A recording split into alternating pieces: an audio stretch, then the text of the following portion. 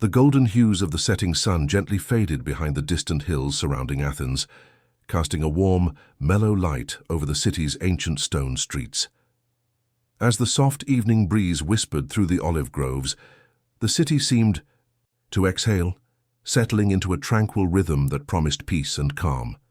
The day's bustling sounds softened into murmurs, and the sky deepened to a rich shade of indigo, studded with the first twinkling stars. Lysandros, a thoughtful young Athenian, wandered slowly through the winding alleys, his footsteps a quiet accompaniment to the calm around him. The soft rustle of his cloak blended with the distant call of an owl perched atop the sturdy branches of an olive tree. Each step was deliberate, measured, as though he wished to savor the serene embrace of the evening. Passing familiar faces, Lysandros greeted neighbors returning to their homes, their voices hushed and warm. The aroma of freshly baked bread drifted from nearby kitchens, mingling with the faint scent of jasmine and thyme carried on the breeze. This gentle mosaic of sights, sounds, and smells created a soothing balm to the soul, a perfect prelude to a restful night. Ahead, the glowing torches lining the path to the agora flickered softly, inviting wanderers to pause and reflect on the day's lessons and the wisdom shared in the marketplace. Even as night approached, Athens remained alive with quiet energy, an unspoken harmony between activity and rest. Callistrate, Lysandros's close friend and companion on these evening walks, joined him beneath the spreading canopy of an ancient olive tree. Her soft smile and calm presence brought a comforting warmth like a steady flame in the cool night air. Together, they began their slow journey through the heart of the city, sharing stories and thoughts in low voices that blended seamlessly with the gentle symphony of nighttime Athens. Their footsteps traced patterns on smooth stones, worn by countless generations, each echo a whisper of the past. As they walked, Lysandros felt the steady pulse of history around him, the weight of countless lives, hopes, and dreams carried in the very stones beneath his feet. The Parthenon rose in the distance, its majestic columns bathed in the silver light of the moon, a timeless guardian watching over the city's quiet night.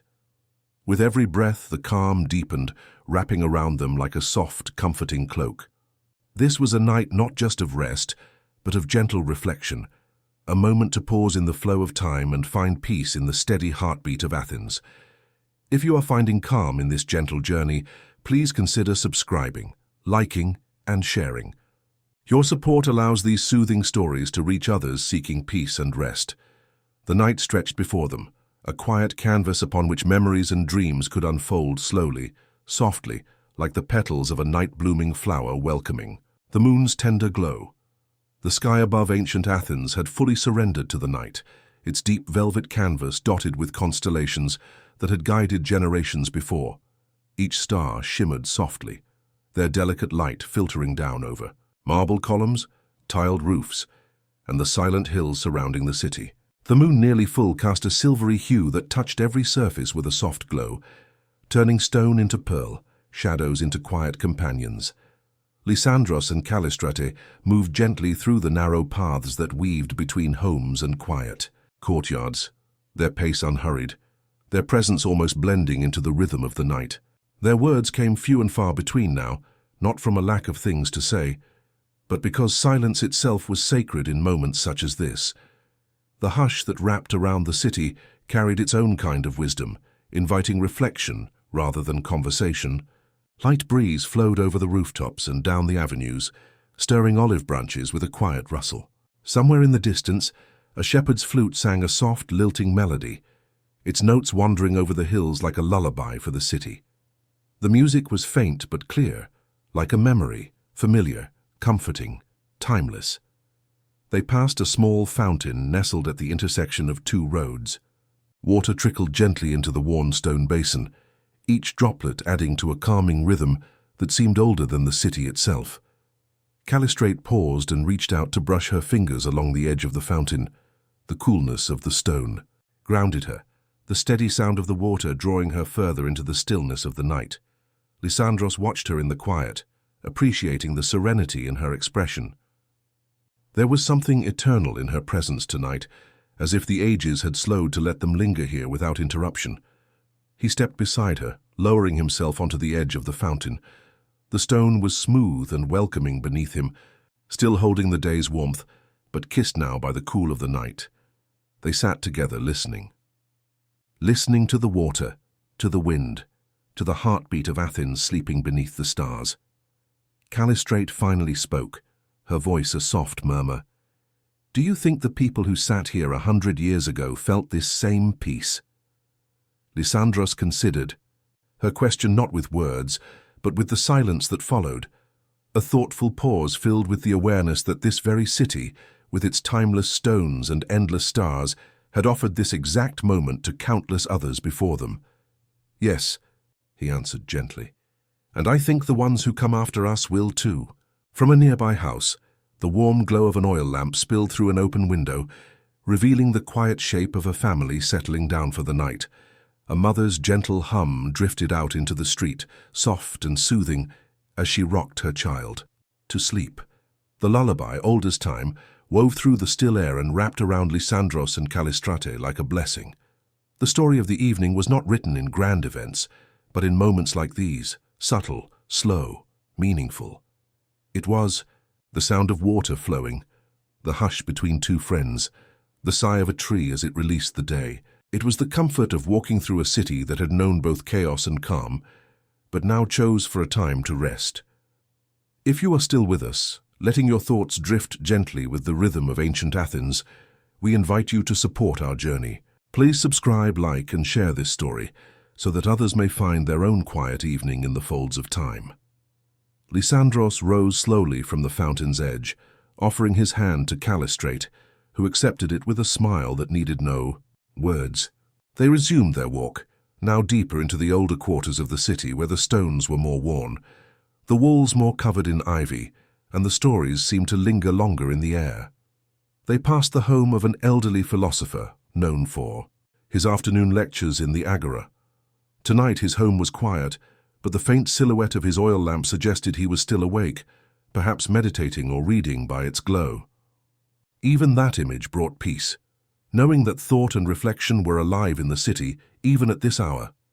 As the pair continued their walk, their steps became even softer, matching the gentleness of the world around them. They were walking not only through space, but through time, through memories, through lives once lived, through the quiet breath of a city that never truly slept, but dreamed.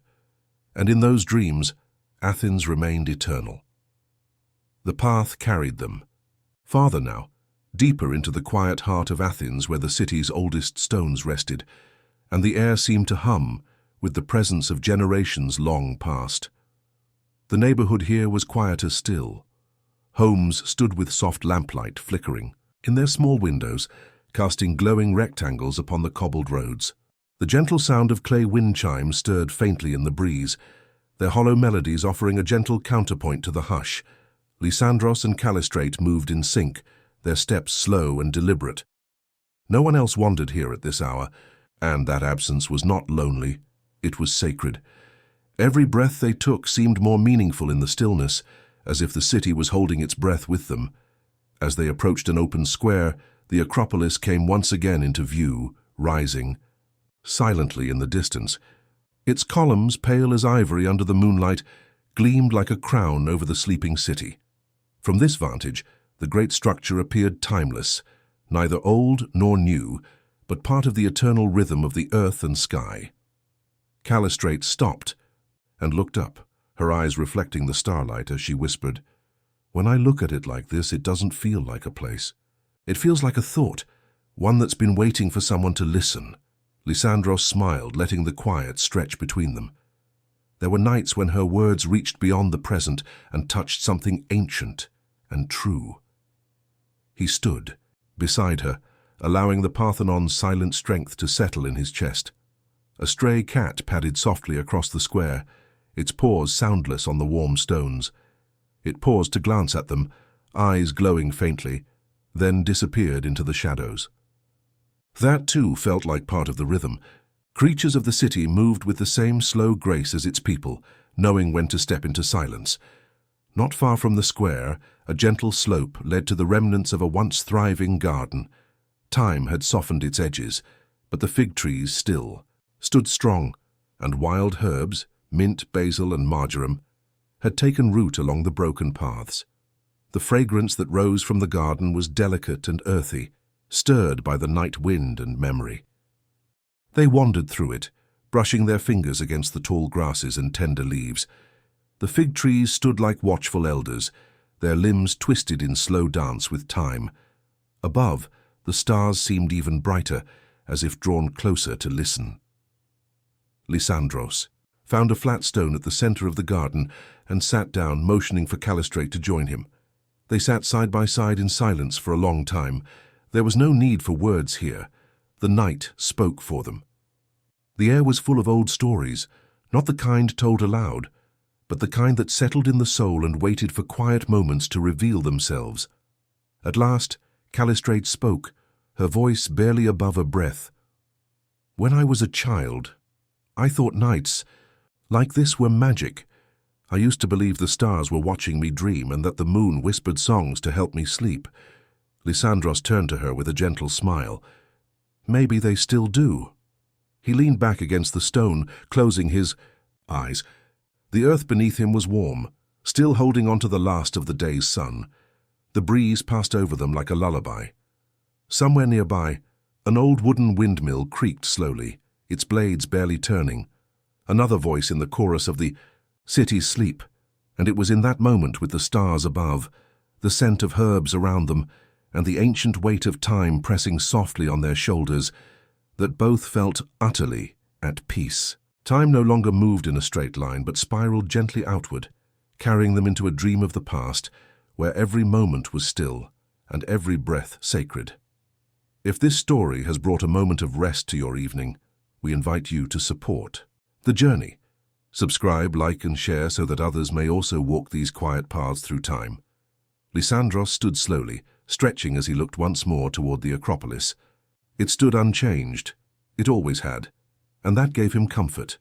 Some things, it seemed, could last forever, not in defiance of time, but by existing gently within it. They walked again, leaving the garden behind. Not a word passed between them. Now, but everything important had already been said in the silence they shared. The night was not ending. It was deepening.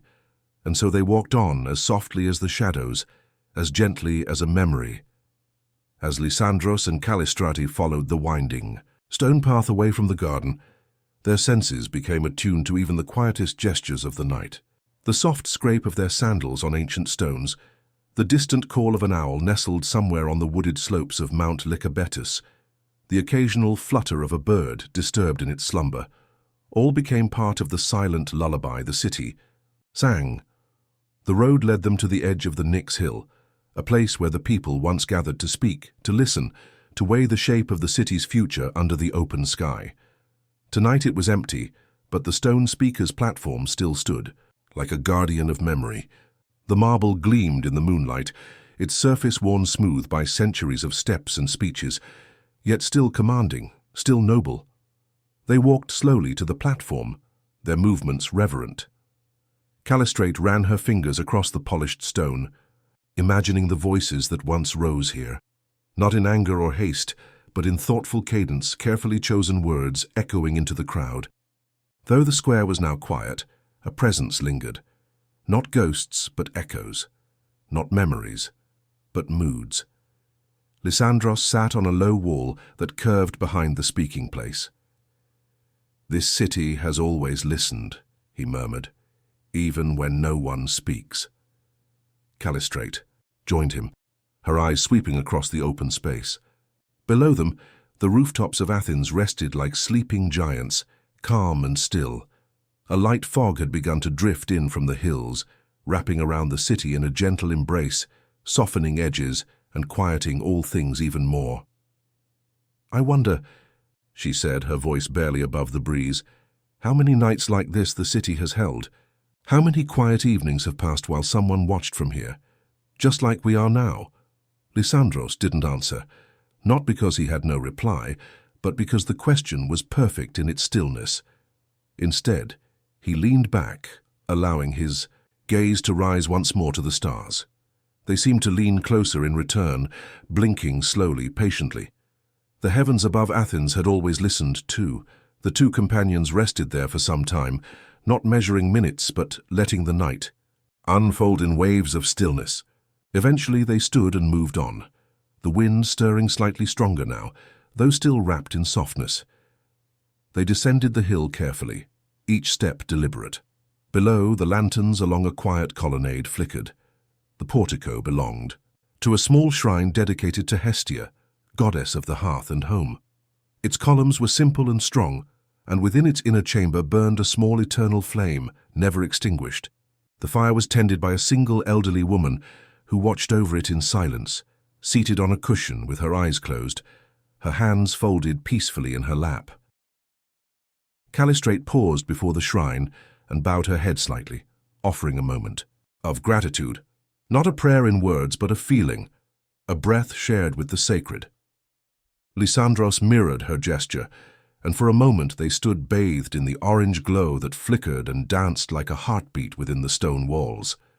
Leaving the shrine, they followed a lesser-known path that wound its way through a grove of laurel trees.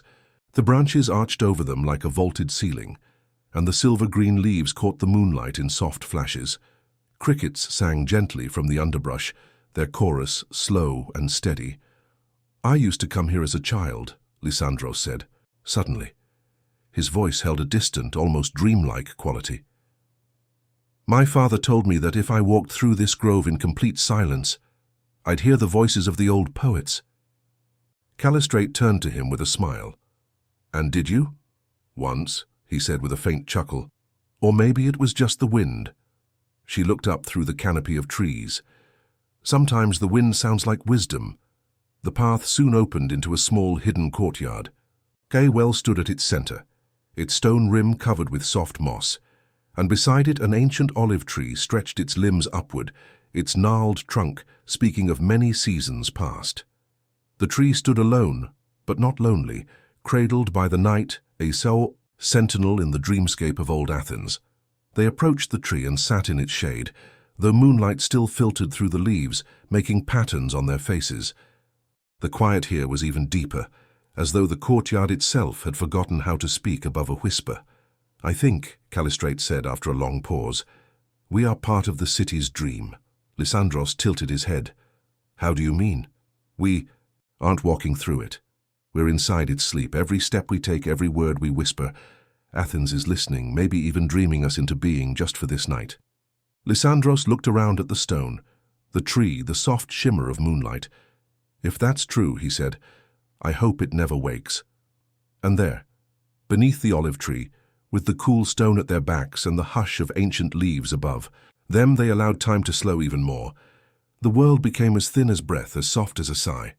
The night deepened into something more than sleep, a sanctuary between heartbeats, between thoughts, between centuries. If you found peace in this quiet walk through ancient time, we ask only this: let it continue. Subscribe, like, and share so that others may find their own stillness in the echoes of history. The moon reached its highest point now, directly above, casting Athens in a quiet silver calm. The city did not move. It breathed. And the two companions sat, silent, content, part of a dream that would never end. Time moved like honey through the veins of the city, slow and golden, thick with memory. Beneath the olive tree, Lysandros and Callistrate rested without urgency, breathing in rhythm with the night. Around them, the walls of the courtyard held back the world beyond, creating a cocoon of stillness untouched by day. The leaves whispered to each other in the soft breeze, and above them the stars drifted patiently across the heavens, as though watching over their quiet vigil. For a while, nothing stirred. And in that stillness, it felt as though the whole of Athens had fallen asleep with them, its ancient spirit curled gently around them like a warm, invisible blanket.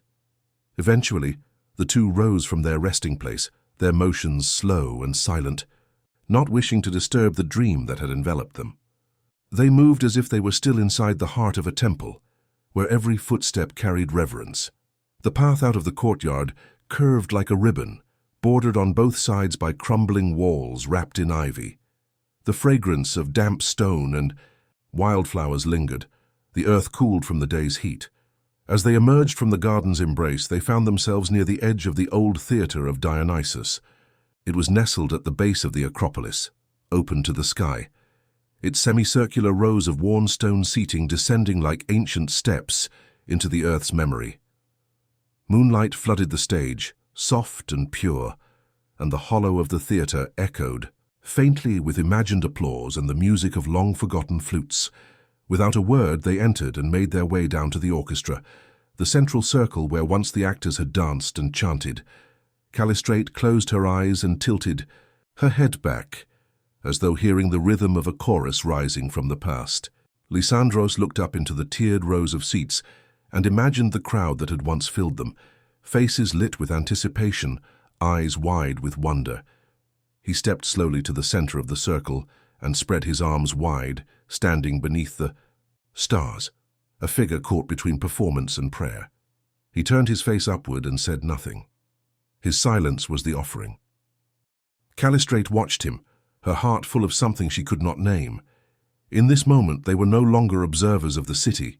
They were woven into it, threads in its ever-unfolding tapestry of night and thought, rest and reverence. She joined him on the stage, and together they stood, listening not to sound but to the sacred hush that only history could hold.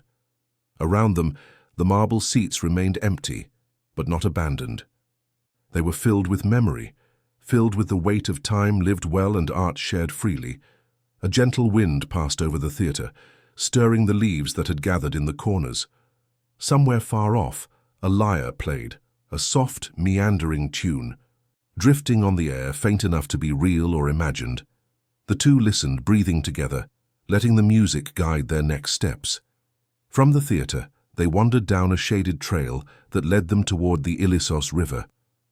Though it had thinned over the centuries, the river still trickled with quiet grace, its banks lined with reeds and clusters of sleeping wildflowers. They crossed a small footbridge carved from a single slab of marble, its edges softened by centuries of footsteps. On the other side, a narrow footpath led to the sanctuary of Artemis. The modest temple, flanked by tall cypress trees, appeared, untouched by time. Its columns stood like sentinels, and within its open chamber an altar held a small flame that danced within a bronze bowl. Offerings, sprigs of lavender, bowls of honey, polished stones, were arranged with care along its edge. Callistrate reached into her satchel and withdrew a delicate ribbon of deep blue, tying it around a low branch beside the altar. The color shimmered faintly in the moonlight. "For dreams," she whispered, "so they may be gentle." Lysandros followed her gaze. "And so they may return." The trees around the sanctuary stirred lightly, and a nightingale sang its slow, melodic tune. Each note a sigh, a lullaby, a gentle parting from the world of waking thought. The birds' song hung in the air as they continued on, their footsteps barely making sound on the packed earth. The road now curved back toward the heart of the city. Lanterns glowed softly outside homes and inns, their amber light flickering behind silken curtains. A lone potter sat by his door, working quietly with wet clay, his wheel spinning with a soothing rhythm. He looked up and gave them a silent nod, then returned to his craft. They passed an old library whose doorway remained open despite the hour. Shelves within reached high, filled with scrolls wrapped in faded cloth, their edges curled with age. The scent of ink and parchment spilled into the street. Callistrate paused and peered inside, but made no move to enter. Some sanctuaries are best admired from a respectful distance. A soft drizzle began to fall, barely more than a mist. The rain touched the stones gently, casting a pearlescent sheen over the roads and rooftops. The two travelers walked on beneath it, heads slightly bowed, their clothes dampening slowly, the coolness of the rain mixing with the warmth that still rose from the ground. They said nothing for a long time, and in that silence the city seemed to breathe through them. If you are still with us, still dreaming, still listening, know this. Your presence carries meaning. Your attention is a light in the night. We thank you, and we invite you, subscribe, like, and share, so others may also walk these streets of stillness and find their peace. The night was not ending. It was simply deepening. And Athens, wrapped in moonlight and quiet rain, dreamed on. The rain passed. as quietly as it had arrived, drifting into memory like a fading breath. The air smelled clean now, touched with the earthy sweetness of damp stone and open soil. Water beaded on the broad leaves of fig trees, and tiny rivulets ran along the edges of the road, whispering softly as they moved. Lysandros and Callistrate walked without speaking, allowing the rhythm of their steps to fall into sync with the night's stillness. The world seemed muffled, softened by the rain and the hour, as if the entire city had been tucked beneath a great woolen blanket, stitched with stars and stitched with time. They turned a corner and came upon a sculptor's garden. The low walls had collapsed in places, giving way to clusters of wildflowers and ivy, but within the marble figures still stood with quiet dignity. Each statue bore the weight of time gracefully, chipped, softened, and touched by moss, but never forgotten. Callistrate stepped gently over the low wall and wandered among them. There were gods and goddesses with half smiles and open palms, warriors frozen mid-motion, a youth seated with a lyre in his lap, eyes downcast forever. She reached out to trace the curve of the musician's shoulder, the surface smooth despite the years. Lysandros followed and stood beside her. "It's strange," he murmured, his voice barely a ripple, "how something carved in silence can speak so clearly." "They remember us," Callistrate said, "even when we forget ourselves." And they stood a moment longer among the stone sentinels, two living souls beneath the gaze of eternity, the night embracing them all equally. Leaving the garden, they followed a narrow path uphill toward the Mix, the rocky hill where once the citizens of Athens gathered to speak, to debate, to decide. The open space atop the rise was vast and empty, ringed with stones that had served as benches long ago. They climbed slowly, each step feeling heavier with the solemnity of the place. When they reached the summit, a gentle breeze caught Callistrate's cloak and lifted it behind her like a sail. The view opened wide, the city, its flickering lights, the shimmer of the sea beyond, and the dark shapes of the surrounding hills, all resting under the watchful stars. For a time neither moved. The silence held them still, as if the ground beneath their feet demanded respect for the voices that had once filled this air. Lysandros walked to the center of the clearing. "Imagine," he whispered, "how many stood here, all with voices, all with thoughts, so many dreams spoken into the wind." Callistrate joined him, and they stood side by side. "Even in silence," she said, "we are part of that chorus, the Yom." Breeze stirred gently, curling around their ankles and whispering through the dry grass. Far below, a dog barked once, and then was quiet. The city slept, and the Mix stood unchanged, unmoved by time, yet filled with it. They descended again, choosing a slower path that wound between groves of cypress and olive. The ground here was soft with fallen leaves and the occasional crunch of dry twigs. Crickets sang from the underbrush in a delicate rhythm, a lullaby shaped by nature itself. At the edge of the grove, they came upon an old well. Its stones were worn smooth from centuries of hands drawing water. A wooden bucket, still attached to a frayed rope, rested nearby. Moss coated its base, and wild thyme grew from cracks between the stones. Lysandros knelt and peered down into the dark shaft. The scent of cool water rose up, mixed with the scent of old earth. "It's still alive," he said. Callistrate knelt beside him. "Like everything here," she said softly. "Even the quiet things." They dipped their fingers into the water, letting the coolness wash over their skin. A single drop clung to Callistrate's fingertip before falling, vanishing into the well with a sound like a secret. From there, they followed a path leading back into the city.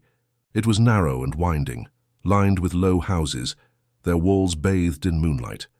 A cat darted across their path, its steps silent as it disappeared into shadow. The scent of freshly baked bread still lingered outside one of the homes, a reminder. That morning would eventually arrive. They passed a small schoolhouse.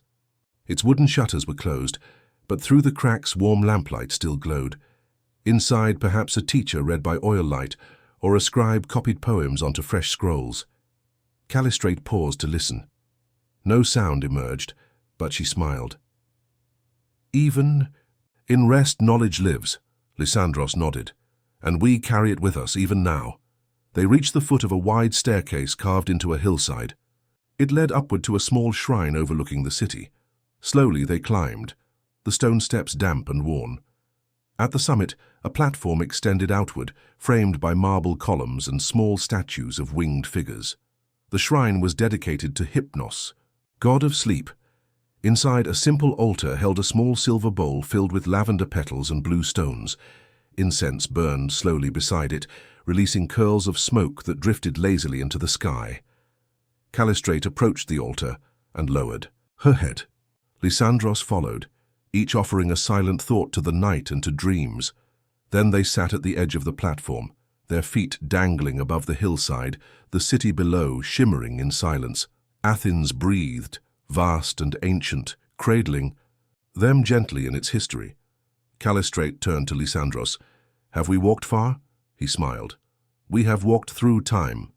And so they sat, watching the stars as the night wrapped itself around them like a final verse of a lullaby not yet sung. As they sat at the edge of the shrine, the quietness deepened, like the still surface of a well. The breeze had softened into something almost imperceptible, a breath brushing past the skin, hinting at the mysteries held in the folds of night. The scent of incense lingered gently in the air, lavender and myrrh, and the smoke rose in delicate spirals, drifting skyward to dissolve into the stars.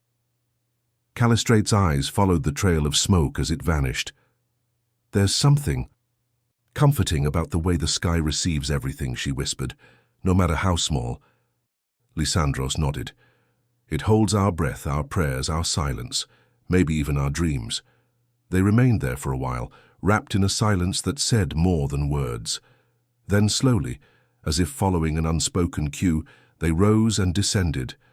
The steps, each footfall soft against the worn stone.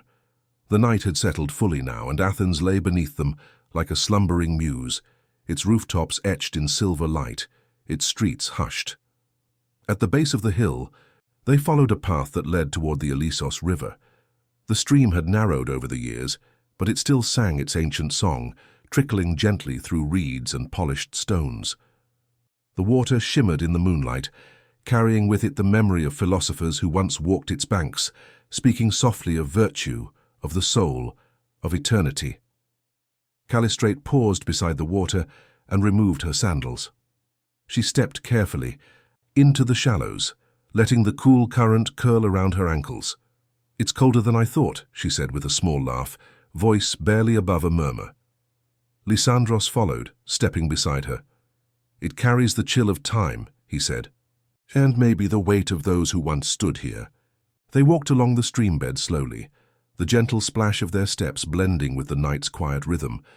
Moonlight played on the surface like drifting silver leaves. Fish darted beneath the surface, and a frog chirped once from somewhere among the reeds before falling silent again. Eventually they stepped back onto dry ground, and Callistrate knelt to dry her feet on the hem of her robe. Her hair had grown loose, falling in soft waves around her shoulders, catching the moonlight like dark silk. Lysandros glanced at her. "You look like someone from a dream." She looked up at him, her eyes lit with tired gentleness. "Then let us not wake yet." They continued their walk, moving through a quiet district where the homes were small and old. Here people slept deeply. No lamps burned, no dogs barked. Only the occasional creak of settling wood or a sigh of wind through. An olive tree marked the presence of life. They passed a pottery yard, its shelves empty now but still scented faintly with clay and smoke. A few unclaimed vessels sat under an awning, their surfaces smooth and unfinished, waiting for paint, for purpose, for hands.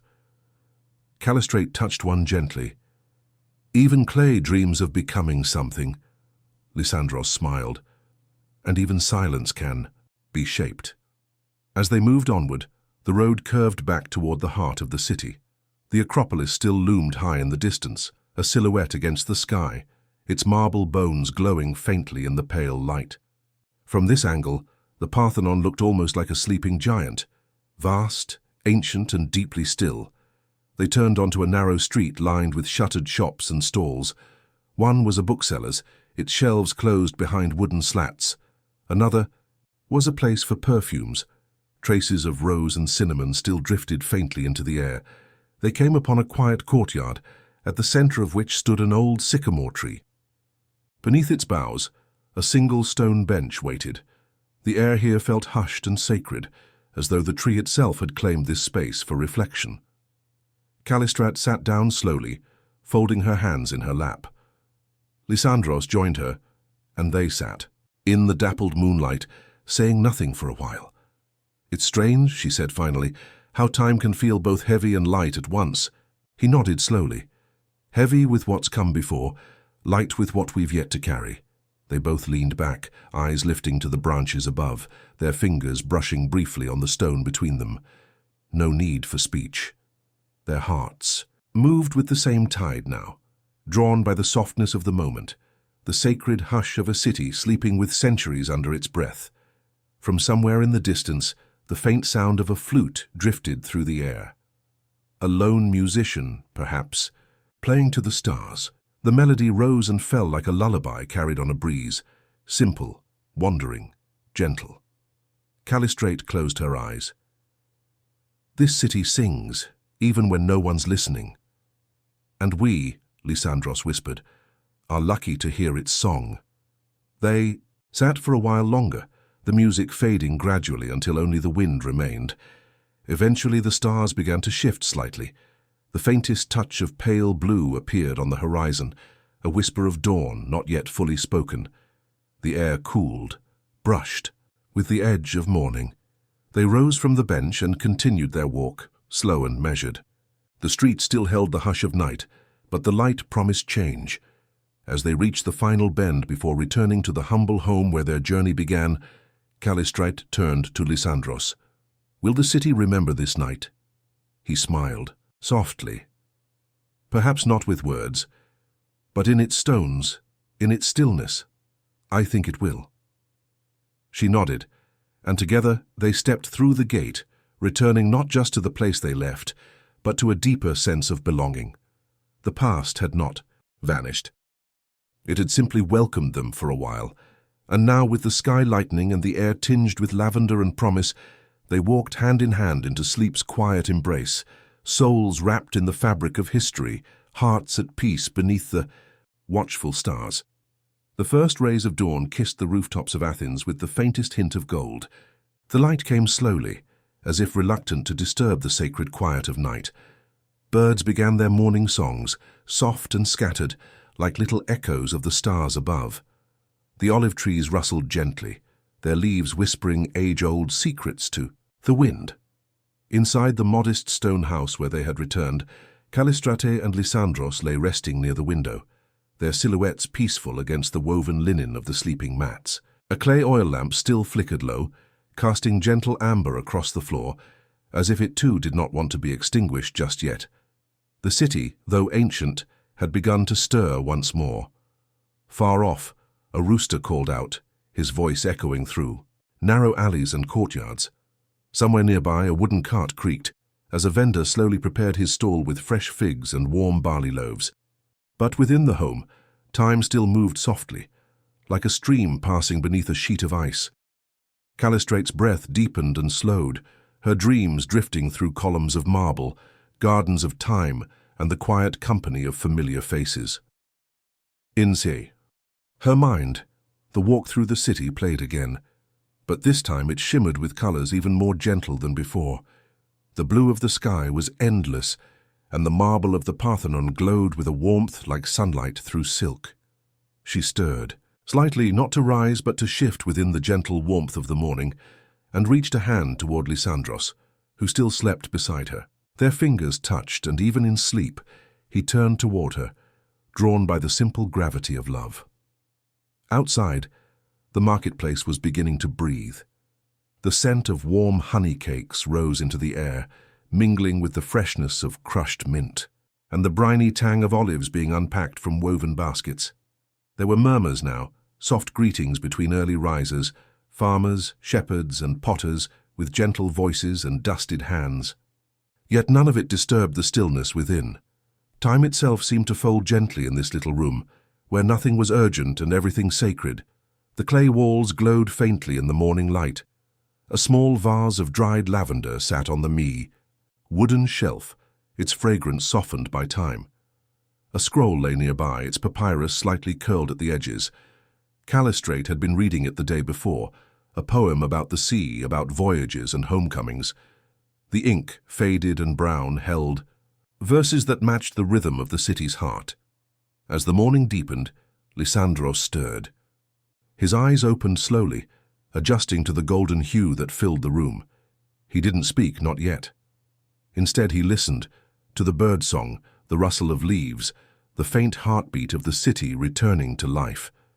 He turned to Callistrate, still, resting peacefully beside him, and brushed a strand of hair from her cheek. For a long moment he simply watched her sleep, marveling at the grace with which she moved even in her dreams. He knew the city outside would soon call them again, not with noise but with quiet invitations. A visit to the bakery, perhaps, or a walk to the temple gardens. But for now they had this moment, and it was enough. Eventually, Callistrate's eyes fluttered open. She smiled, slow and soft, the way morning light spills into a room. "Is it morning already?" she whispered, her voice still wrapped in dreams. "Just barely," Lysandros replied. "But the sun is patient." They lay together for a little while longer, letting the warmth of the day slowly replace the gentleness of night. When they rose, it was without rush. Callistrate folded the blankets with care, her hands lingering on the linen. Lysandros lit a stick of myrrh and placed it in the small stone dish by the window. Its smoke spiraled upward, carrying peace with it.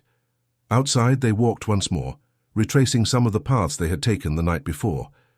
But the city was different now, brighter, more awake, though still hushed. The same columns stood, the same trees swayed, but under the light of day they shimmered with purpose rather than memory. Children's laughter echoed from a courtyard. An old man fed crumbs to birds near the agora. Women with clay jugs moved in pairs toward the public fountain, their robes swaying with each step. Athens had opened her eyes. They made their way toward the temple of Hephaestus, nestled in the garden above the marketplace. The air there was thick with lavender and rosemary, and bees buzzed quietly among the blossoms. They sat beneath a fig tree whose branches offered shade and sweetness. Callistrate picked a fig from a low branch, tore it gently in half, and offered one piece to Lysandros. They ate in silence, savoring the soft fruit and the peace that clung to every breath. "Every moment feels so full," she said at last. "Because we've slowed enough to feel it," he answered. And so they passed the morning, not in grand adventures or declarations, but in stillness and subtle grace. The city, ancient and alive, had offered them a gift, not just of time, but of presence. It had given them the space to walk slowly, to notice the curl of a vine, the pattern of sunlight on stone, the quiet dance of dust in a sunbeam. As the sun reached its peak and the shadows grew short, they rose from the shade and began their journey back. The air was warmer now, carrying the scent of crushed herbs and the hum of daily life. Yet their steps remained slow, like a prayer in motion, and all the while the city watched, not with eyes but with a heart as old as time itself, grateful. For two quiet souls who had truly seen her, not with haste but with wonder.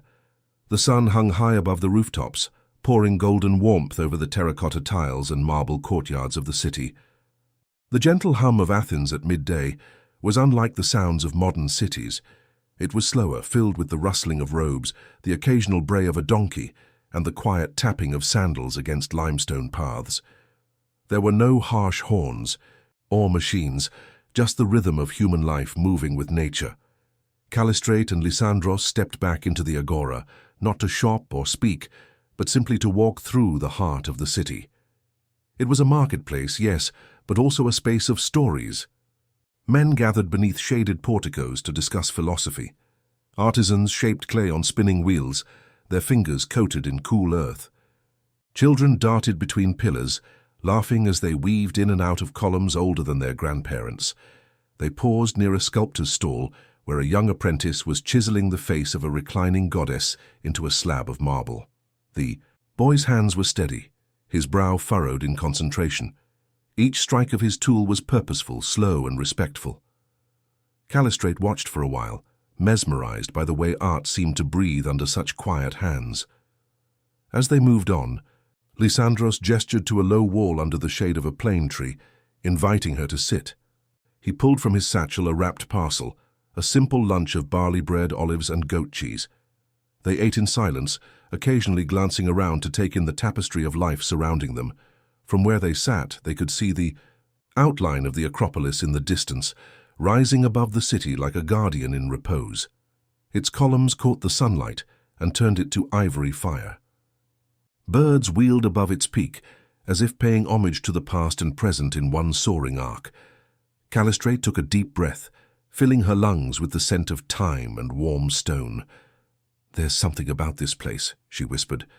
"It's not just history, it's soul." Lysandros nodded. "Yes, it's not frozen in time, it breathes with us."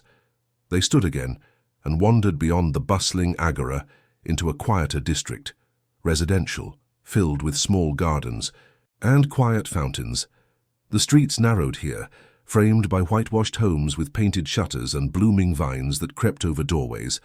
A soft breeze rustled the fig trees overhead, their broad leaves creating patterns of shade on the path. As they passed one courtyard, the sound of a woman humming floated through the air. She was kneading dough on a stone table, her hands strong and practiced. A small child sat beside her, gently playing with a lump of dough shaped into a turtle. It was a simple moment, but it shimmered with a kind of magic, the kind that only exists when time is allowed to flow slowly, like honey. Further along, they came across a group of children sitting cross-legged beneath an elder tree. An old man with a long white beard sat among them, holding a wooden lyre. His voice was low and melodic as he sang a tale of Odysseus and the sea. The children listened wide-eyed, their heads leaning against one another, drawn into the spell of story. Callistrate and Lysandros paused near the edge of the gathering, careful not to disturb the moment. The music, the story, and the children's soft laughter blended into the warmth of the afternoon. When the song ended, they continued their walk toward the edge of the city, where the hills rolled gently into the horizon. The path grew quiet here, lined with olive groves and tall grasses, swaying in rhythm with the breeze.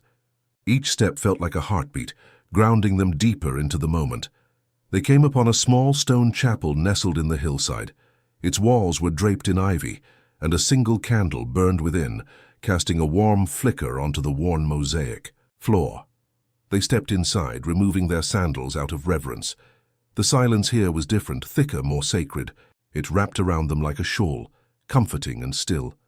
Callistrate knelt and placed a small sprig of lavender on the altar, her offering not spoken aloud, but carried in the quiet peace of her heart. Lysandros followed, his hand gently brushing hers as he joined her in stillness.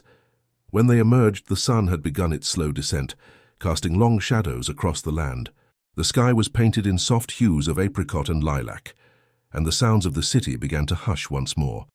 "Let's walk back the long way," Lysandros suggested. So they did, winding through the fields and following the faint song of crickets. The light softened, the air cooled, and Athens settled once again into the embrace of twilight. Along the way they passed a shepherd, leading his flock down from the hills. The sheep moved like clouds across the earth, their bells tinkling softly. The shepherd nodded as they passed, and they returned his greeting with warm smiles. As they entered the city once more, oil lamps were being lit, one by one, their flames flickering like stars fallen to earth. The smell of evening meals rose. From open windows, grilled fish, lentils with garlic, sweet cakes perfumed with orange blossom. Music from a distant flute carried across the rooftops, and again Athens transformed, not into something new, but into something anciently familiar. A city that knew how to rise and rest, how to celebrate and contemplate. A place where time was not an enemy to outrun, but a friend who walked beside you. Back in their little home, Callistrate prepared tea from dried chamomile and lemon verbena. The warmth of it filled the room, and they sat together once more by the window, looking out over the rooftops bathed in dusk. "I never want to leave," she whispered. "You don't have to," he said softly. "Not really. This place will live inside us now." And as the night crept gently into the city, wrapping it once more in velvet shadows and the hum of dreams, they rested again. No words, no worries, only the memory of a day walked slowly, deeply, and with love. The coolness of night had settled fully over Athens, blanketing the rooftops and narrow streets in soft shadows and silver light. The city that had pulsed with the vibrant rhythm of the day now breathed slowly, calmly like a giant at rest. Callistrate stirred lightly from her quiet contemplation by the window, the teacup warm between her hands, its steam gently drifting into the room like a whisper. Lysandros rose silently and opened the wooden shutters wider. The full moon had risen now, luminous and serene, casting a pearly glow across the Acropolis. The tall columns stood still under its light, the Parthenon gazing silently over the city like a watchful sentinel. Even in slumber, Athens held its dignity. Outside, the quiet was deep but not empty. It was filled with the subtle murmur of life. The distant hoot of an owl, the rustle of wind against laurel leaves, the gentle creak of wood cooling under the touch of the night air. Each sound was soft, like a lullaby crafted by the city itself. They stepped outside once more, drawn into the beauty of the night. Their sandals met the cobblestones softly, rhythmically. There was no destination now, only the act of walking, of being present in the embrace of this timeless place. The streets were mostly empty, but not desolate. The occasional candlelight glimmered from behind linen curtains, and the scent of incense still lingered at the doorways of homes. They passed the Stoa again, now still, its great colonnade bathed in moonlight. Statues that had shone golden in the day now stood like ghostly sentinels, shadows tracing their noble features, quiet and enduring. A cool breeze moved through the columns, almost like a breath, and Callistrate paused to close her eyes, listening to the gentle hush that seemed to rise from the very stones beneath her feet. They made their way slowly toward the outskirts of the city again, where the wild met the cultivated, where the order of man's design faded into the gentle chaos of nature. Olive trees stood like ancient souls along the path, their trunks twisted with centuries, their leaves shimmering like coins under the moonlight. Here, among the groves, Athens felt like a dream. The city behind them shimmered faintly, and before them stretched the quiet countryside. Crickets sang softly from hidden places.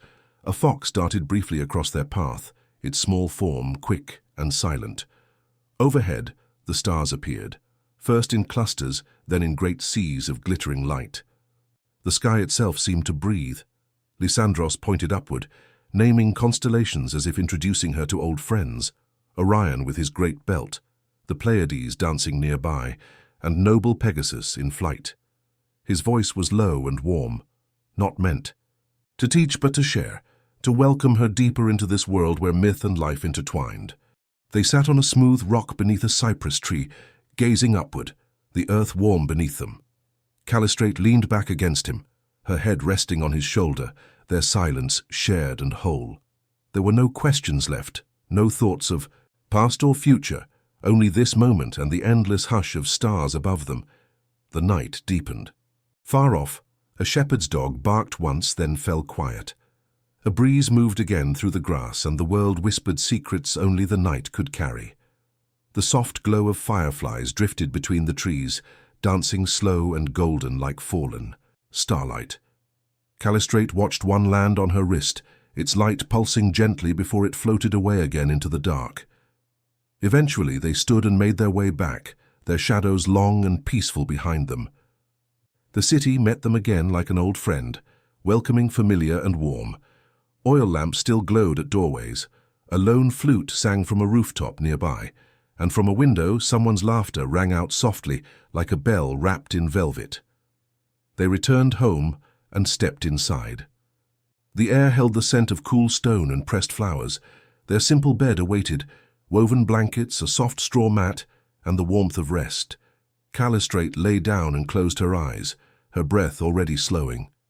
Lysandros sat beside her, watching, the moonlight dance across her face.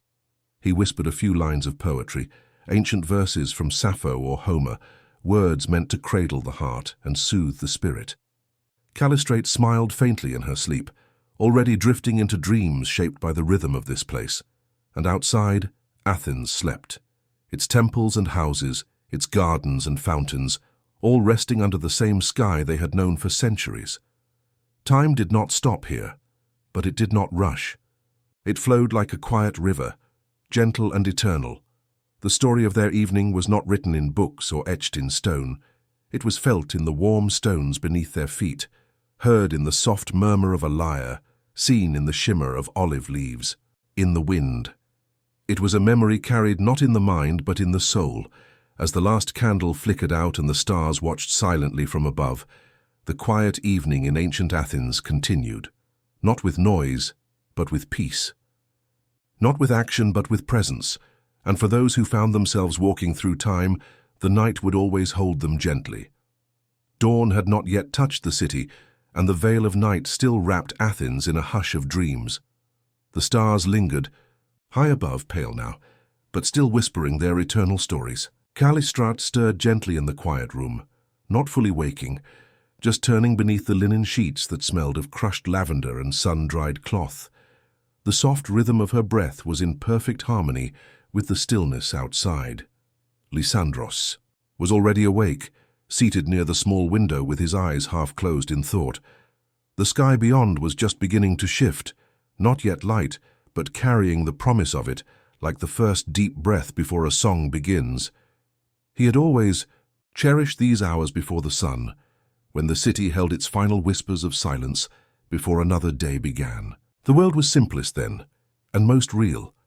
Outside, the olive trees swayed gently in a breeze that carried the scent of fig leaves and cool stone. From afar, a cock crowed once and fell silent again, as if testing the boundary between night and morning. It was the kind of stillness that nourished the soul, a pause in time that allowed reflection without rush, a moment given not to thought, but to being.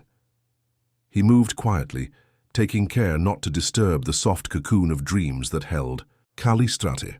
She had adapted so beautifully to this world, as though she had always belonged here, among the old stones and golden light, the murmurs of poets and the hush of sacred groves.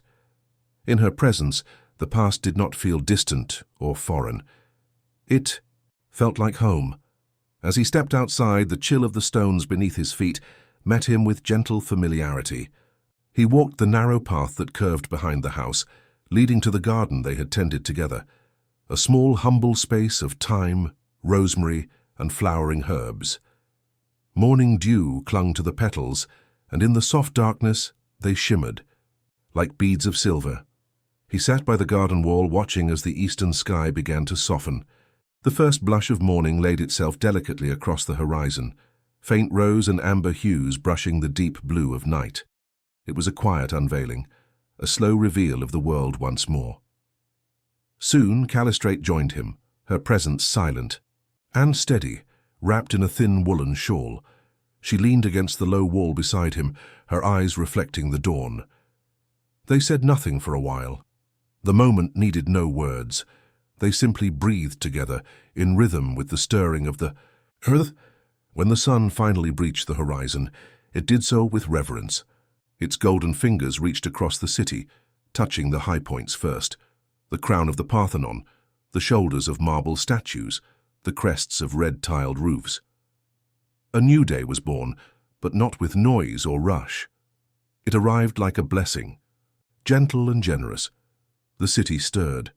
From within homes came the soft clatter of early preparations, grinding grain, stoking fires, gathering water from clay jugs. From the streets came the familiar footsteps of merchants setting up their stalls, the clink of amphorae being arranged, the distant murmur of greetings exchanged in the quiet tongues of morning.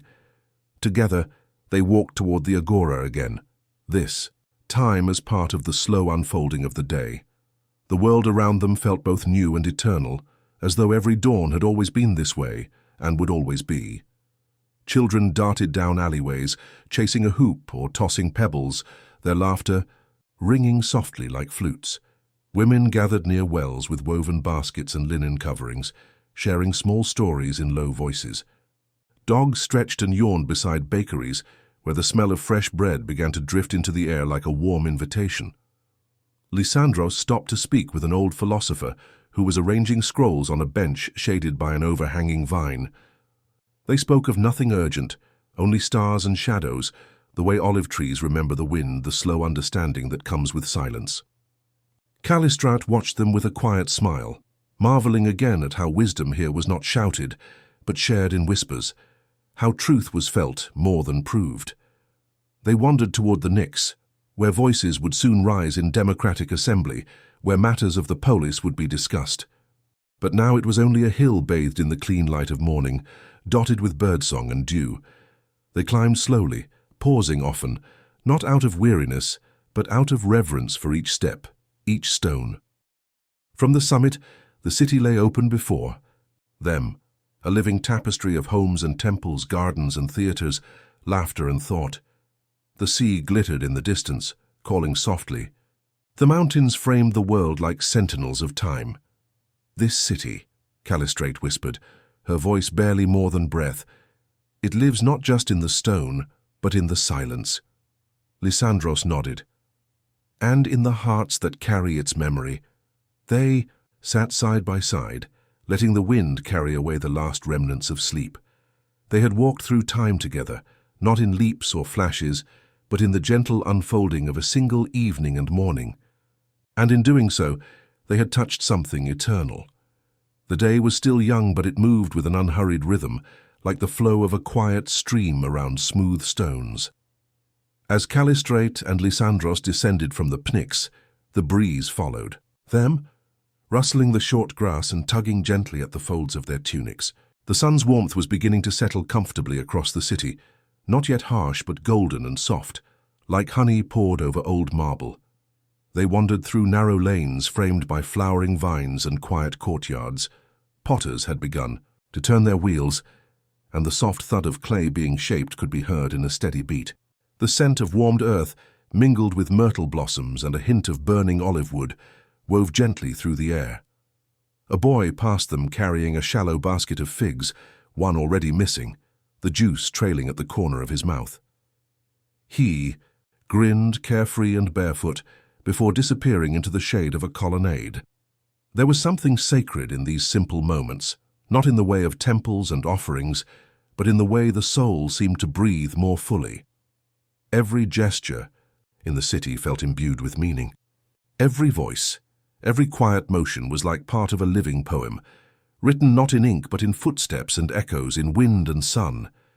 They turned toward the edge of the agora, where a stone fountain sang its slow, eternal song. Water trickled down from a carved lion's mouth, cool and clear. An elderly woman was there, filling her jug with care, her back slightly bent from years of mornings just like this. She smiled at them kindly, her eyes crinkling in that timeless way of those who have lived long and still remember joy. "Blessings. On the day," she said gently. "And on yours," Calistrat replied, her voice soft as the splash of the water. Nearby, beneath a shaded arbor, a teacher sat cross-legged with a few eager students around him. His voice was measured and calm as he recited the words of Plato, not with formality but with quiet devotion. The students listened, their eyes wide and curious. Philosophy was not a thing of dusty scrolls here. It lived in breath, in dialogue, in the shared exploration of what it meant to live a good life. Calistrat and Lysandros paused to listen, drawn into the circle of thought as naturally as one might be drawn into the warmth of a fire. The words wrapped around them gently, about the nature of the soul, about harmony within, about the search for truth not outside oneself, but within the quiet of one's own heart. As they moved on, they said little, both lost in the hum of thought and sunlight. Their steps led them toward the theatre, carved into the gentle slope of the hill. Though empty now, the stone seats seemed to hum with memory, of drama and laughter, of stories shared under open skies. The stage waited patiently, as though at any moment a chorus might step forth to sing of gods and mortals, of love and fate and hope. They sat near the top, beneath the shade of a cypress, and gazed out at the stillness. A dog slept near the edge of the stage, tail twitching in dream. Birds flitted from branch to branch above, their shadows dancing across the worn stone. Time felt still here, not paused but slowed, like the deep exhale of someone content. "I wonder," Calistrat said softly, "how many evenings like this have been lived here? How many quiet moments, how many hearts beating gently in This same sun. Thousands, Lysandros replied. Tens of thousands, all different, all the same. She nodded slowly. It comforted her, the thought that the quiet beauty they lived now had been felt before, and would be felt again. That joy was not a flash, but a rhythm that repeated through time like music that never truly ended. They descended once more, this time toward the sacred way. The path led gently uphill, flanked by old stones etched with worn inscriptions. The wind stirred again, whispering through reeds and wildflowers. At the top of the path, a small shrine stood beneath a cluster of olive trees. It was not grand, not imposing, just a simple marker with offerings at its base, a handful of barley, a sprig of laurel, a folded piece of parchment with a name. They stopped before it, letting the quiet hold them. Callistrate stepped forward and gently laid a small flower she had picked earlier onto the stones. It wasn't about belief or ritual. It was about gratitude for the day, for the silence, for the stillness of her heart. Lysandros placed a small stone beside it, his fingers lingering for a moment on the cool surface. Then they stood together side by side, letting the sunlight warm their faces and the olive leaves whisper overhead. As the morning turned toward midday, the city grew busier, but the peace between them remained undisturbed. They returned to their small home, the doorway shaded by hanging herbs, the interior still cool. The oil lamp they had left unlit still waited patiently, its wick ready for the night. Callistrate moved to the window, resting her hands on the worn sill. The street below bustled now, but even in the motion there was no rush, just life, unfolding, breathing, continuing, the way it always had, the way it always would. She turned toward Lysandros, her eyes reflecting the light of the sun and something deeper still. "Let's never forget," she whispered. He stepped to her side. "We won't," he said, "because it's now part of us." And as they stood there, two souls gently wrapped in a moment of stillness and ancient grace, the city of Athens carried on around them, timeless, living, breathing, a city of thought and silence, of sunlight and shadows, of questions and quiet answers, and for those willing to walk slowly, to breathe deeply, and to listen softly. The city still whispered its secrets. As the afternoon deepened and the shadows began to stretch lazily across the stones of the city, the heat mellowed, draping Athens in a warm, amber hush. The marketplace quieted slightly, as many found rest, under shaded verandas or took refuge within their homes. The energy of the day no longer pressed outward, but softened into something slower, more reflective. Callistrate took her time preparing a simple meal, her movements gentle and unhurried. The kitchen's clay vessels stood in quiet companionship around her, their curved forms holding dried herbs, olive oil, and fresh fruit gathered earlier. A small breeze flowed through the open shutters, stirring the edge of the linen that draped over the windowsill. Outside, the leaves whispered their own gentle lullaby. She placed a bowl of lentils near the hearth, added a few sprigs of marjoram, and let it simmer, its earthy scent slowly filling the space. Lysandros, sitting nearby, with a scroll half unrolled on his lap, read silently, his eyes scanning the familiar words with quiet focus. He wasn't rushing to understand. He was simply dwelling within the thoughts, like one would walk a well-loved path, not to reach its end, but to feel it beneath their feet again. When the meal was ready, they sat on low stools, their plates, modest but comforting, bread soft and still warm, olives that glistened like tiny black stones, a few slices of dried figs, sweet and chewy. They ate without speaking, not out of tension or boredom, but because the silence between them was full, a gentle shared presence, the kind that doesn't require filling. Afterward they walked again, drawn by the quiet lure of twilight. The sun was dipping now, painting the sky in hues of soft gold and dusty rose. The Acropolis stood like a guardian above the city, its white columns catching the last rays of light, glowing as though lit from within. Its silhouette was a poem of stone and sky, eternal and yet always changing. They wandered through the winding paths near the base of the hill, where wild thyme grew between stones and the scent of sage hung low in the air. Children played with hoops and carved toys near their doorsteps, their laughter soft and distant like birdsong. An old man strummed a lyre beneath an awning, the notes slow and lilting. He sang to no one in particular, and perhaps to everyone at once. Callistrate closed her eyes briefly, letting the song wrap around her like a shawl. It spoke of stars and oceans, of gods and ordinary people, of longing and return. She imagined the song drifting upward into the darkening sky, a gift to the night. They passed a sculptor's courtyard where marble dust shimmered in the air like mist. A half-finished bust rested on a table, its features already breathing with life. The sculptor, a quiet woman with silver in her hair, paused in her work to sip from a small cup and nod kindly at them as they passed. "A beautiful evening," she said. "The kind one remembers," Lysandros replied. She smiled in agreement and turned back to her sculpture, chisel in hand, continuing the delicate work of bringing stillness to form. Farther down the road they reached the outer edges of the city, where olive groves spread like a green sea across the land. The wind moved freely here, rustling the silver-green leaves, carrying the faint scent of soil and blossoms.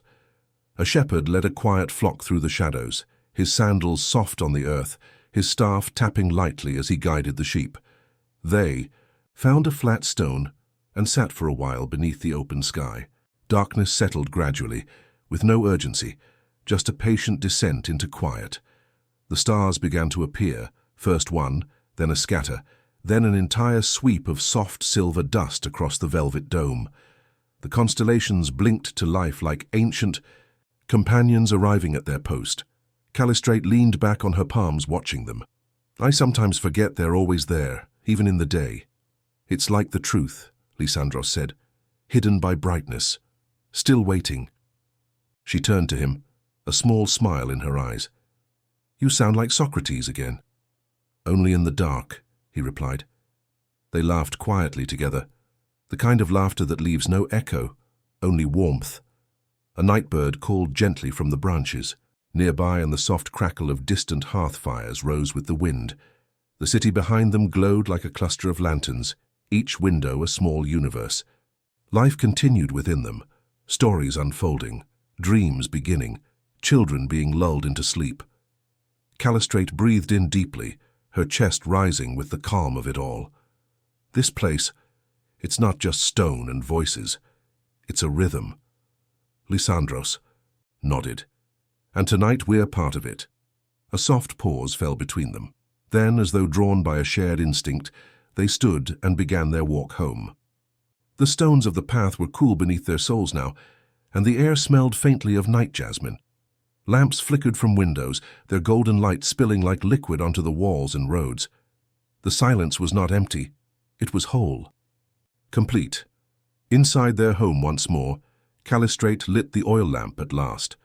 The flame danced softly, casting shadows that wavered like gentle waves.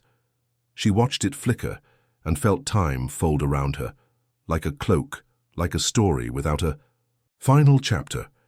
They lay down for rest, the linen cool and smooth beneath them, the room hushed.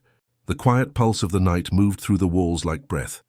Outside, the stars watched over the city, and the gods, whether in marble or myth, remained still, ancient and present.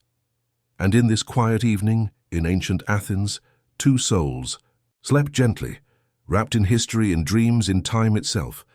The night deepened in its stillness, drawing a silken curtain over the world. The city of Athens, once alive with the pulse of footsteps, laughter, and the quiet rustle of market cloths, now rested beneath the soft gaze of the moon. The Acropolis, rising silently above it all, seemed almost weightless in the pale silver glow, its columns no longer ancient stone, but delicate silhouettes etched in light and memory.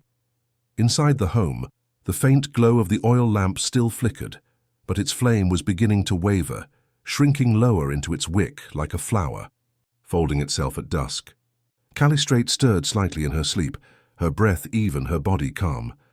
Dreams cradled her gently, dreams of olive groves under moonlight, of whispered philosophies, of laughter carried on wind through marble halls. Lysandros remained still, eyes closed but thoughts drifting. His mind meandered through quiet places, ancient poems and shared glances, the shape of letters on scrolls, the weight of silence between spoken truths. He was not restless, only present. As though some part of him still wandered the city, while his body found peace in sleep. Elsewhere in the city the world did not stop, though it moved softer now. In the home of a nearby potter, the kiln still glowed faintly, embers humming their low lullaby. The artisan sat nearby, eyes closed, warmed by the heat, not in a hurry to leave it behind. She had shaped clay into cups and bowls all day, each with its own gentle imperfections, each made with intention. On the outer edges of the city, a priest lit a lantern at the altar of Athena, the flame small but resolute. The stone temple echoed, with his quiet steps as he moved from one column to the next, brushing dust from sacred corners, whispering invocations into the air like secrets to the stars. The goddess herself, cast in towering bronze, stood watch with an eternal calm, her shield gleaming softly even in the dark. And far from the temples and homes, in the quiet fields past the olive trees, a small group of philosophers sat in a circle, their voices hushed not with caution but with reverence. They shared ideas not to conquer them, but to let them float gently between them, each thought handed over like a delicate thread, woven slowly into the tapestry of the night. So if the soul does not end with the body, one said, then where does it drift to? Another answered, not with certainty but with care, perhaps to the stars where the gods walk softly. Their laughter was a murmur, kind and low. Back in the home where Callistrate and Lysandros lay, the lamp finally gave up its light, the room surrendering to the deeper blue of pre-dawn. The city was as quiet as it would ever be, resting in the long breath between night and morning. Time itself seemed to slow, its edges soft and blurry, like mist curling along the banks of a still river. And yet even now the world turned gently, cradling the city in motion unnoticed. Birdsong was the first whisper of the day to come. It began far away, delicate and lone, until it was joined by another and then another, until the air held a soft chorus of awakening. The eastern sky warmed with the earliest hue of light, no blaze, no fire, only a soft lifting of darkness. Callistrate stirred once more, her lashes fluttering as she blinked into the blue-grey dawn. She sat up slowly, stretching her arms and smiling faintly at the sound of birds beyond the window. Her bare feet touched the cool stone floor, grounding her again. In the familiar rhythm of morning, she moved toward the window and pushed open the shutters. A breath of cool air entered, scented faintly with earth and time. The rooftops of Athens lay before her, kissed gently by the first gold of morning. Far off, she could see the temple tops catching the light. Somewhere, a distant bell rang, soft and mellow. Behind her, Lysandros awoke without a word, rising slowly to join her at the window.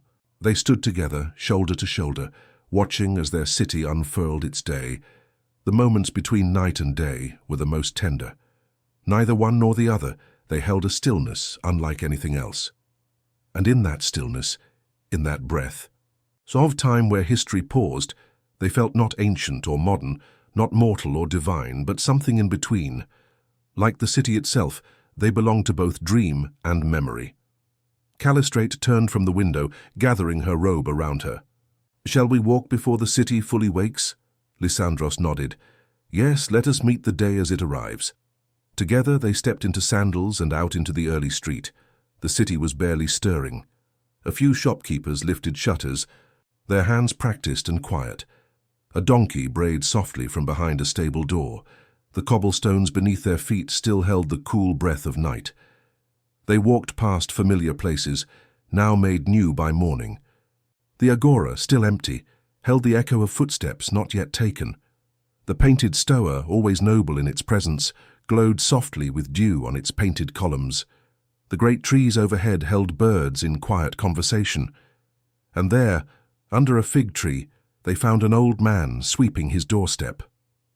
He smiled as they passed. "The day rises quietly," he said. "As it should," Lysandros answered with warmth. They walked beyond the agora and through narrow alleys, each turn a soft invitation. The shadows played gently on the walls. The city was a living scroll, slowly unrolling itself with each step they took. The sun, now beginning to crest the hills, poured soft gold across the rooftops, washing the world in quiet glory. Athens, ancient and eternal, breathed into another day, and they walked still, calm and without hurry, their souls wrapped in the peace of the moment, their hearts in rhythm with the city that always remembered how to wake slowly, how to sleep deeply, and how to hold time within its very stones. As the golden warmth of the morning sun gently blanketed the city, the gentle rhythms of Athenian life slowly stirred to wakefulness. The fragrance of baking barley bread drifted through the narrow stone lanes, mingling with the earthy scent of morning dew resting on the rooftops. Distant voices began to rise, not with urgency, but with the gentle hum of a city greeting the dawn. Athens was alive again, yet it moved with the grace of something that had not forgotten how to listen to silence. Callistrate and Lysandros moved through the waking city like two figures walking through a painting. Every step echoed softly against stone, every shadow bent gently across the road. Their destination was nowhere in particular. It was the journey, the air, the texture of the day they sought. Each moment carried with it a thread of stillness, weaving peace into their thoughts. They passed a fountain where a young girl, barefoot and smiling, filled an amphora. She dipped the vessel carefully, water splashing lightly against the marble. "Rim!" She looked up and gave them a shy nod, her eyes bright as the water's surface in sunlight. It was the kind of moment that didn't need words. A glance shared, a stillness held, and then passed on like a breath. Beyond the fountain lay a shaded courtyard where old men had begun to gather. They greeted one another with quiet joy, touching. Shoulders offering figs, exchanging scrolls. Philosophers and friends alike, they unrolled pieces of parchment, not to debate, but to ponder aloud. Their voices were low, paced, measured with the grace of those who speak not to win but to understand. One of them, a tall man with a white beard and eyes like the sea, turned to Callistrate and Lysandros as they approached. "Come," he said, kindly, gesturing to a nearby bench. "Sit. The day is too young to rush." So they did. They sat beneath the fig tree, the sun dappling their robes through the leaves above. The air was warm now, but still held the gentleness of early morning. Another man unrolled a scroll and read aloud, his voice like a soft river. "The soul is not a container, but a flame. Feed it not with weight, but with wonder." Silence followed, not empty, but full, as each person let the words settle like dust upon the stillness. Lysandros smiled quietly. "Words shaped like that have a way of staying with you." The bearded man nodded. "They do. Like footprints on sand. They may fade, but something in the soul remembers where they were placed." Callistrate closed her eyes for a moment, letting the breeze move across her face. She could hear the leaves rustle. Above her, the soft sighs of thought around her, and the far-off rhythm of hammers from the shipbuilders at the port. All of it folded into the moment like fabric around the shoulders, gentle, light, and warm. They remained there for a while, listening not just to words, but to presence. Eventually, as the sun began to climb higher, casting long shadows behind the columns and rooftops, they rose from their seat beneath the fig tree. They bowed gently in gratitude and continued on their walk, hand in hand, hearts wrapped in quiet contemplation. They wandered toward the edge of the city, where the buildings gave way to groves and hills. The sacred olive trees of Athena stood like ancient sentinels, their silvery leaves catching the breeze. Birds moved through their branches like flickers of light. The trees whispered with age and wisdom, their roots deep in the same soil that had seen philosophers, warriors, poets, and dreamers. Here Callistrate paused and touched the bark of one such tree. It was smooth in places, worn by years of reverent hands. She closed her eyes and placed her palm flat against it. "It's as though the tree remembers," she whispered. Lysandros stood beside her, nodding slowly. "It holds memory in silence." They sat down in the shade of the olive grove, the ground soft with dry grass and scattered petals. From this gentle vantage, they could see the city laid before them like a mural, its towers, temples, and tiny rooftops warmed in the golden midday light. The Acropolis stood proud and still, an anchor of time and spirit. A shepherd passed nearby, guiding a few slow-moving sheep along a dirt path. He nodded politely, and they returned the gesture. Even the animals moved softly here. As if aware, they walked among sacred stones. Lysandros lay back on the earth, arms folded behind his head. The sky above was clear and endlessly blue, a canvas where clouds dared not intrude. "Time feels different today," he murmured, "like it's paused just for us." Callistrate lay beside him, her voice a hush. Maybe that's the gift. Athens gives. Not answers, but space to feel the questions. They let the hours pass without measurement, each moment a pearl strung on the thread of the day. No loud declarations, no demands, only the slow blooming of thought and wonder. As the sun began its descent and the light softened to amber, they rose and wandered slowly back toward the heart of the city. The streets were fuller now, but still held their calm. Children played with small carved toys. Old women swept their stoops, and a lyre player sat near a well, plucking slow, delicate notes that floated like feathers on the breeze. The city was not loud even in its waking. It hummed with grace, with rhythm, with the soft presence of thousands of souls moving gently through time. It was a place where beauty lived not in grand gestures, but in small, repeated kindnesses, in shared moments of stillness, in words spoken with care.